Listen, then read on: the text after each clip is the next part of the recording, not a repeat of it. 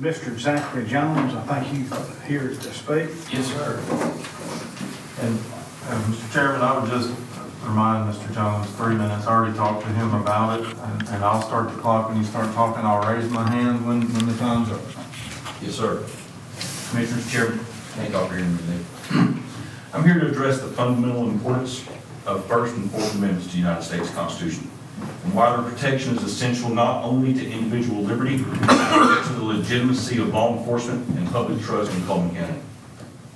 The First Amendment exists for a very specific reason: to protect speech that is unpopular, uncomfortable, or critical of government authority. Polite speech rarely needs constitutional protection. Offensive speech does. More than 50 years ago, the United States Supreme Court made this principle unmistakably clear in Cullman v. California, when it held that the government may not criminalize the public use of profanity simply because it offends.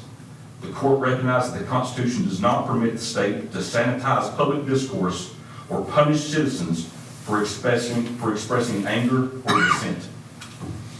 Federal appellate courts have consistently applied this rule to interactions with police officers. In Wood v. Eubanks, the Sixth Circuit held that yelling profanities at police officers without threats, physical interference, or incitement is protected speech and cannot constitute disorderly conduct. Likewise, in Thorage v. City of Fort Smith, the Eighth Circuit ruled that briefly yelling an expletive at a police officer from a moving vehicle was squarely protected by the First Amendment. The court emphasized that speech does not become a crime simply because it is directed at law enforcement. Taken together, these decisions establish a clear constitutional principle: verbal criticism of police, even when profane, is not illegal conduct.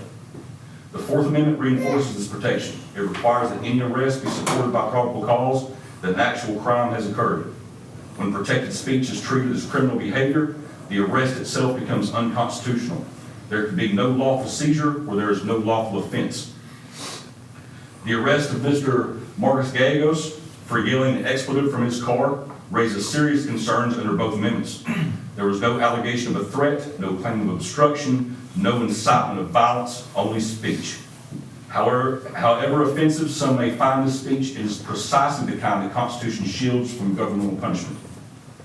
The 11th Circuit has not yet squarely addressed the case with these exact facts. This makes this moment particularly important.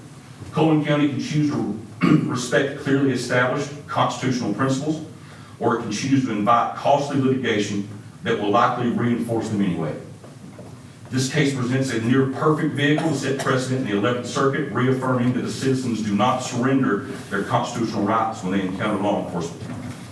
Protecting First Amendment rights protects everyone. It protects citizens from overreach, officers from unclear standards, and communities from the erosion of trust that follows unconstitutional arrests. I urge this commission to take these issues seriously and to ensure that Cullman County stands firmly on the side of the Constitution. Thank you for your time. Thank you.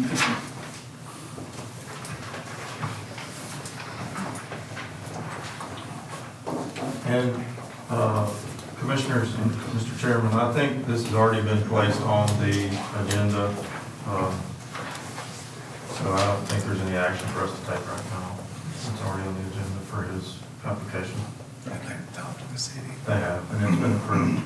Hey, that make me leave ball games when I cuss her up. I don't know why. Did he get permits? There are restrictions. Yeah. Did he get his permit? He did. The city. Yeah. Well, I'm on your side. From what I'm seeing. Sure. Thank you. Thank you.